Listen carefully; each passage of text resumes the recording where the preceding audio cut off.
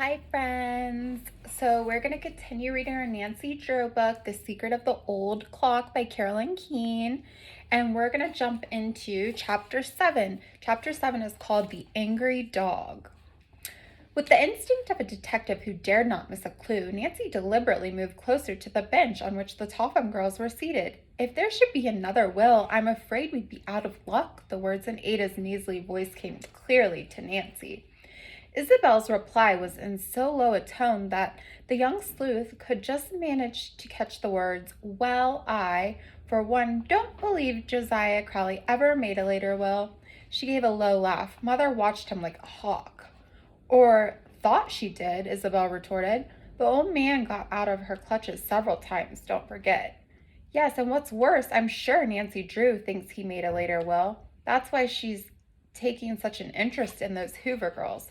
I actually saw them go into Mr. Drew's office yesterday. And it wasn't to deliver eggs. If Nancy gets her father interested, he might dig up another will. Oh, how I hate that interfering girl. At this, Nancy could barely refrain from laughing. The Tophams were concerned that the existence of a second will. With a bated breath, she listened further. You're such a worrywart, Ada. You can trust Mom and Dad to take care of things, no matter what happens, Isabel commented dryly. They won't let the pile of money get away from us. It's ours by right, anyhow. You got something there, Ada conceded. We should have old Josiah's money after supporting and putting up with him for 3 years. That was pretty clever of Mother, never accepting any board money for Josiah Crowley. The conversation ended as Isabel and Ada arose from the bench and walked away. Nancy waited until they were out of sight, then emerged from her hiding place. Seating herself on the bench vacated by the Topham sisters, Nancy mulled over the remarks she had just overheard.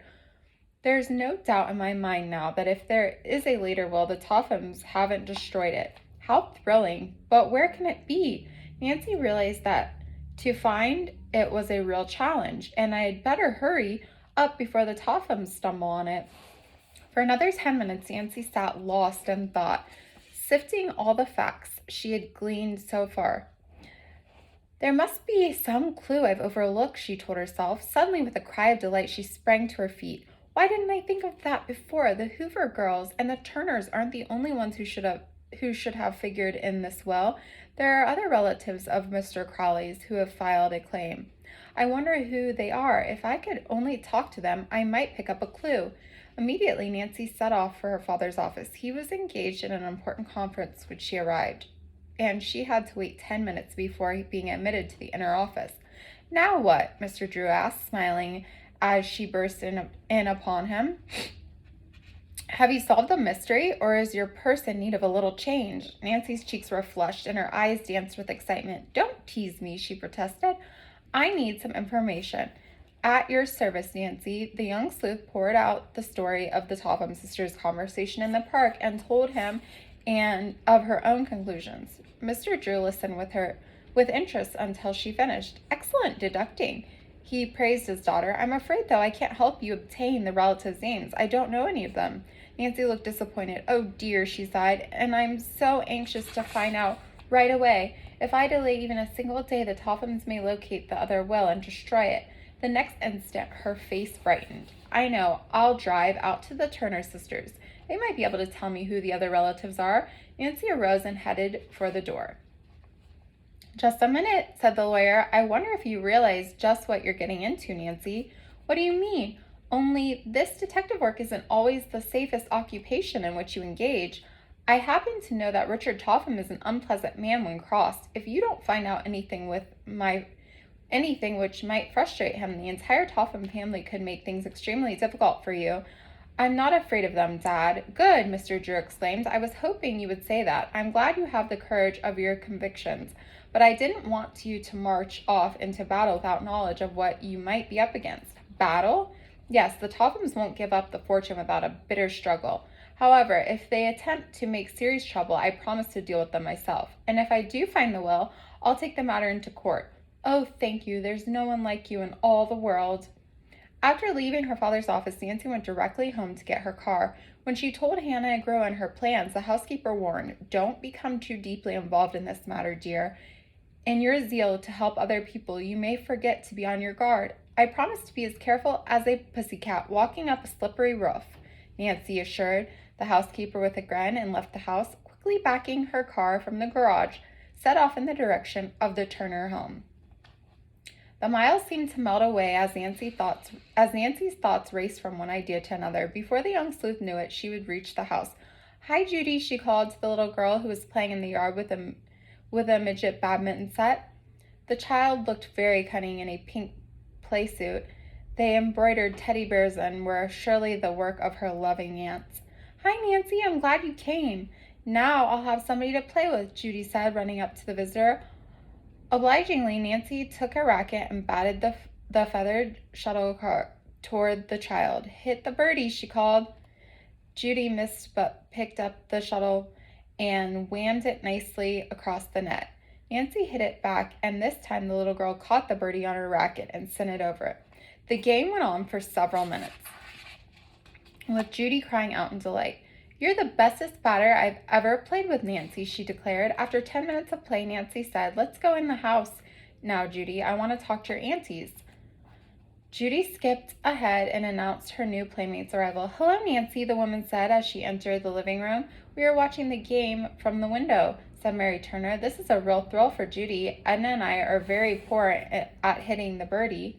"It was lots of fun," Nancy replied. "I'm glad to see you all again." She now asked whether the police had located the thieves who had taken the silver heirlooms from the house. "Not yet," Mary answered. "And what's worse, we found that several other pieces had been taken too." "What a shame," Nancy exclaimed. "But I'm sure the stolen articles will be found." Then she added, "I came here on a particular mission." "Yes? Your story about Mr. Josiah Crowley intrigued me.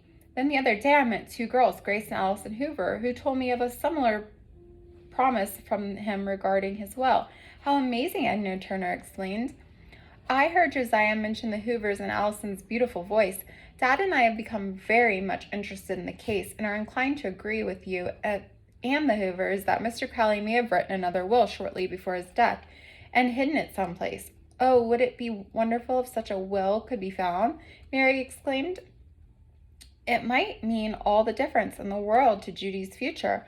What I want to do," Nancy went on, "is talk to as many of Crowley's relatives as I can find. Someplace I may pick up a clue to where a more recent will is hidden. Tell me, do any of your other relatives live around here?" "Yes, there are 3 I can think of," Edna answered. She went on to say the 2 cousins who had never married lived on a farm just outside Titusville. Their names are Fred and William Matthews. Suddenly, the Turner sisters blushed a deep pink. They glanced at each other, then back at Nancy. Finally, Edna said, "Many years ago, Fred proposed to Mary and William to me, and we came near accepting, but just at that time we had a great tragedy in the family and took Judy's mother to rear, and we decided not to marry." An embarrassing pause was broke by Judy. "Some day my aunties are going to give me one of my mother's dollies, Nancy." "Isn't that nice?" "It certainly is," Nancy agreed, "and you must be sure to show it to me." Then she asked the sisters, "What relation are the Matthews to Mr. Crowley?" "First cousins, on his mother's side." "Do you think they would mind me asking them some questions, even though I'm a stranger?" "Not at all," Mary replied. "They're very fine gentlemen, and tell them Mary and I sent you," Edna added. "How far is Titusville from here?" Nancy inquired. "Oh, not more than 5 miles on Route 10A. You could drive there in a few minutes. It's on the way to Masonville. Nancy, won't you stay and have lunch with us?" Eager to continue her work, the young sloth was about to refuse, but Judy put in an invitation also. "Please, oh please, Nancy, and while my aunties are fixing it, you and I can play badminton." "All right," Nancy agreed, "and thank you very much." It was nearly 2 o'clock when she finally was ready to depart. "Oh, Mary," said Edna suddenly, "we forgot to tell Nancy about Josiah's wife's cousin, Mrs. Abby Rowan. She'd be apt to know more about the will than anyone else." "That's right. You really should call her, Nancy. She took care of Josiah one time when he was sick, and he thought the world of her. He often declared he intended to leave her something. She's a widow and has very little. Even a few $1,000s would mean a lot to her," Edna added. "Abby must be over 80 years of age and growing forgetful. She has no children, and there's no one to look after her. "Where shall I find Mrs. Rowan?" Nancy asked, hoping it was not far away. "Abby lives on the West Lake Road," Edna responded. "It's a good many miles from here." "Then I shan't have time to go there today," the young sloth said, "but I'll surely see her as soon as I can, and now I must be going." Nancy thanked the Turner sisters and said goodbye, but before she could leave, Judy insisted upon showing how she could jump rope and do all kinds of dance steps with a hoop on the lawn. "Judy entertains us all the time," Mary remarked. "We believe she's very talented." Nancy thought so too. As she drove off, she again hoped the money would become available for a very special education for Judy. After Nancy had gone 5 miles, the designated route, she began to watch the mailboxes. Soon she noticed one which bore the name Matthews. The farmhouse stood back a distance from the road and had a wide sweep of a lawn in front of it. Near the house, a man was riding a small tractor mowing the grass. Nancy drove down the narrow lane which led into the grounds and stopped opposite the spot where the man was working. The man's back was toward her, and he apparently had not heard the car above the noise of the tractor, so she waited. Looking toward the house, Nancy suddenly saw a sight that appalled her. Wedged between two stones of a broken wall was a police dog puppy, whining pitifully.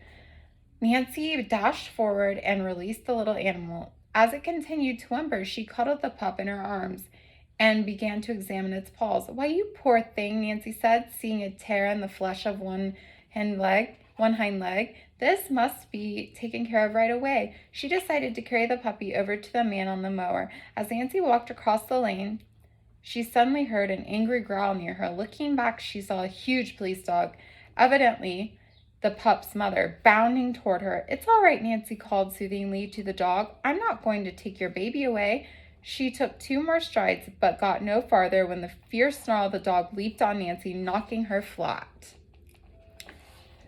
And that's the end of chapter 7. So we will see you tomorrow for chapter 8. Thanks for joining me, friends. Bye.